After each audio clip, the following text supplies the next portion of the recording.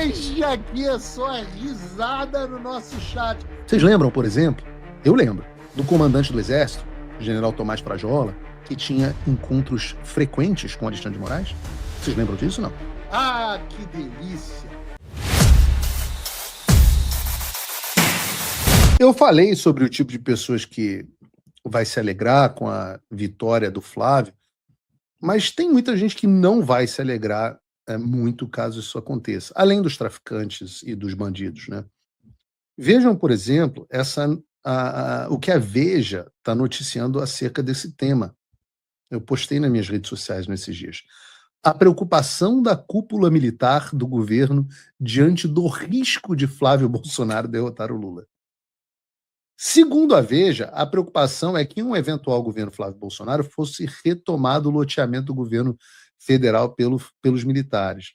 E eu não acho muito provável que isso aconteça, ou seja, acho extremamente improvável, que eu quero dizer que tenho certeza que isso não acontecerá, depois de tudo que a gente viu em 2022.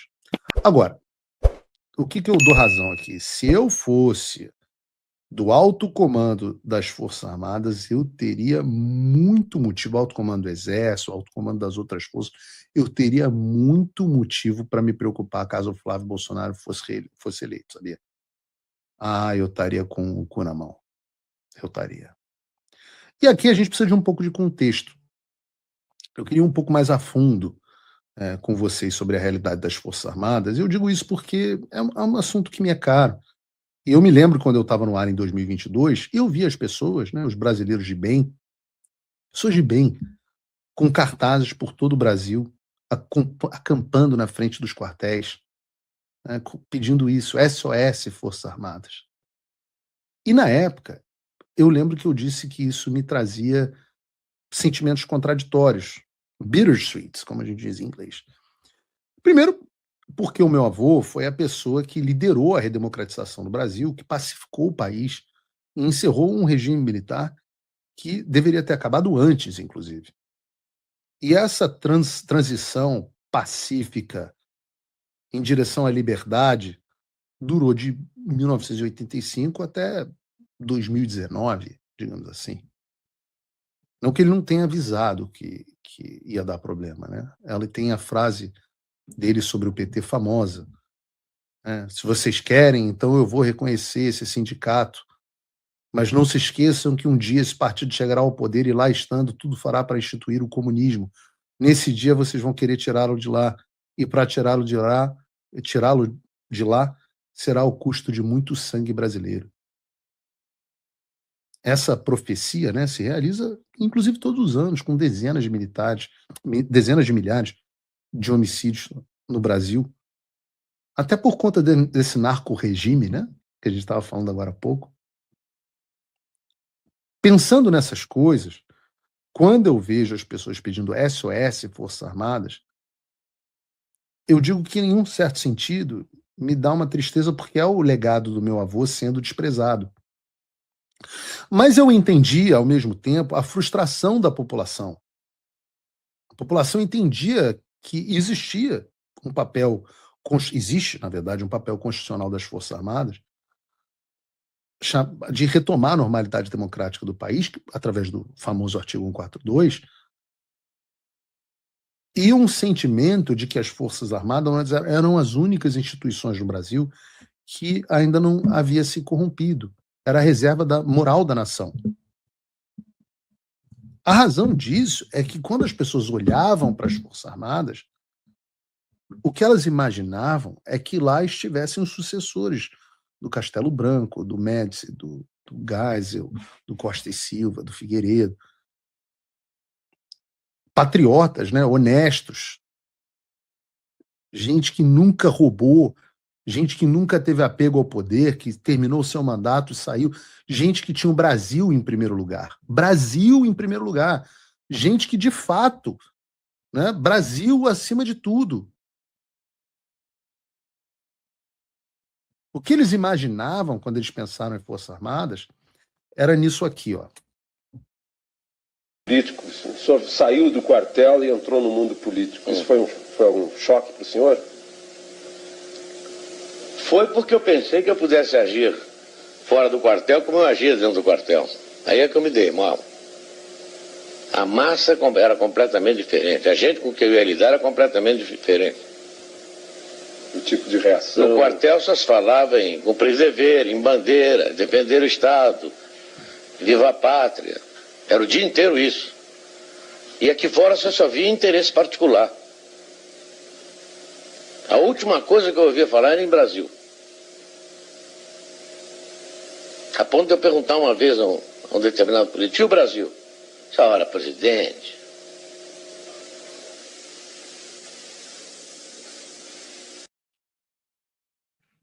Essa é a imagem que a população tinha. De que nos quartéis, esse é uma, você não reconheceu, meu avô dando uma entrevista ao Alexandre Garcia. Alexandre Garcia é bem novinho. Provavelmente com a minha idade, mais ou menos. E as pessoas imaginavam que nos quartéis, até 2022, pensavam que nos quartéis tinham pessoas que pensavam na pátria, no país, no Brasil em primeiro lugar. E aí é natural você pensar, ora, se nos quartéis existem pessoas assim, no alto comando do Exército, no topo das Forças Armadas, os melhores dessas pessoas estão lá. E o desconhecimento.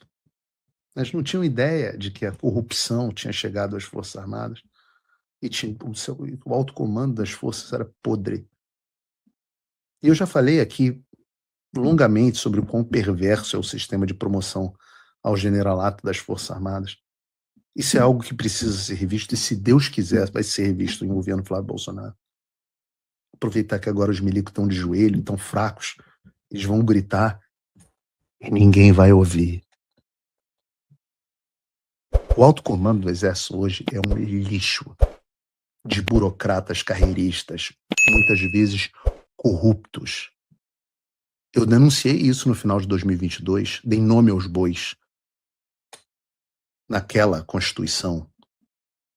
E o que aconteceu? Um foi nomeado comandante do Exército, o outro foi para a Polpex, receber salário de centenas de milhares de reais, o outro foi ser não sei o quê, o outro foi para a Espanha. E muita gente ficou chateado comigo, porque eu dizia que o caminho não era aquele, que o caminho não era as Forças Armadas, que não adiantava. Mas eu acho que hoje ninguém mais, em sã consciência, pediria socorro às Forças Armadas. De vez em quando vem um distraído, doido. Outro dia, eu tô tomando um café da manhã, não doido não, era um senhor até muito bonzinho, veio me perguntar: Paulo, e as Forças Armadas? Eu falo: filho, Forças Armadas a essa altura, 2026. Eu espero que as notícias como essa que saíram nos últimos dias, mostrem o tamanho do buraco e o quão certo eu estava em falar o que eu disse sobre o alto comando. Vejam, eu estou me referindo à reportagem da Folha de São Paulo, assinada pelos Vinícius Sassini e pela Thaís Oliveira, cujo título é: Exército credenciou o Master para empréstimos consignados e repassou 39 milhões ao banco em um ano.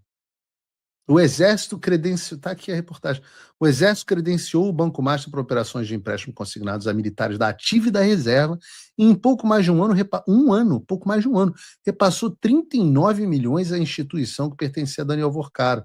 O valor é referente aos descontos nos contra-cheques ocorridos em razão do crédito concedido pelo banco. Na menção às transferências de recursos feitas pelo Exército ao Master, entre agosto de 2024 e outubro de 2025, o relatório aponta duas possibilidades de irregularidades por parte do banco no que diz respeito ao destino do dinheiro, o que justificou o alerta e o registro do caso no RIF.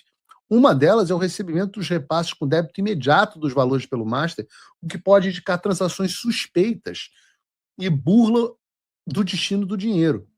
A outra é a concentração dos recursos que foram enviados para uma mesma titularidade pelo Banco de Vorcaro, conforme o relatório do COAF. No segundo caso, esse tipo de movimentação dificulta a identificação de outros beneficiários segundo o RIF. Conforme o portal de transparência, presta atenção nisso, o Master recebeu do Exército, como contrapartida aos empréstimos consignados a militares, 36,1 milhões de reais em 2023, 37,6 milhões em 2024 e 23 milhões em 2025. Então não foram 30 e poucos milhões, foi 30 e pouco, mais 37, mais 23. Faz a conta aí, dá uns 100 milhões. O RIF menciona a existência de contrato similar com a aeronáutica, mas não descreve os valores das transações financeiras entre a Força e o Banco do Vorcaro. A Folha questionou a aeronáutica sobre os valores movimentados, mas a Força não forneceu essa informação. Claro, filho feio, sempre digo, não tem pai.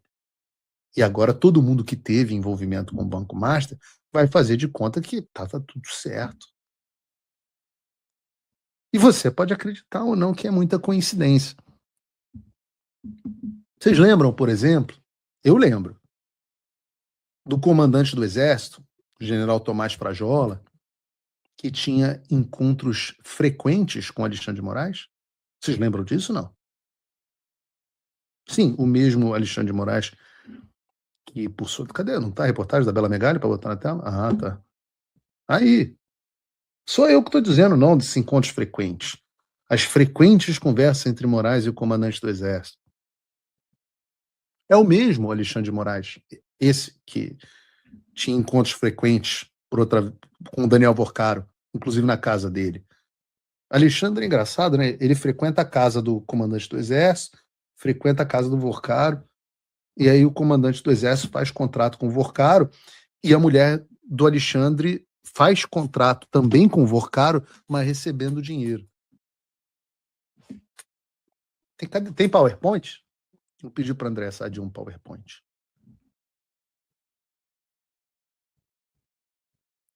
Vai ver esse credenciamento aí, que rendeu uns 100 milhões de reais. É coincidência, né, pelo general Frajola. Mas é por essas coisas que eu digo que eu quero ser ministro da Defesa. Né? Eu não voltaria ao Brasil para fazer parte do governo Flávio, já falei isso. Não tenho interesse de retornar ao Brasil para morar no Brasil. Nada contra o governo Flávio, acho que vai ser composto de gente maravilhosa. Só que eu não tenho interesse em voltar a viver no Brasil. Tenho interesse em visitar o Brasil, voltar a viver não. Mas eu já disse e pedi ao Flávio várias vezes, ele está ciente da minha demanda, de ser ministro da Defesa por 15 dias. Eu já quero ser ministro da Defesa do dia 5 ou dia 20. Só para acertar uma coisa aí, rapidinho. Rapidinho. Aliás, se vocês concordam, quando encontrarem, falem para o Flávio. Flávio, queremos Paulo Figueiredo, ministro da Defesa. Vou iniciar essa campanha aqui.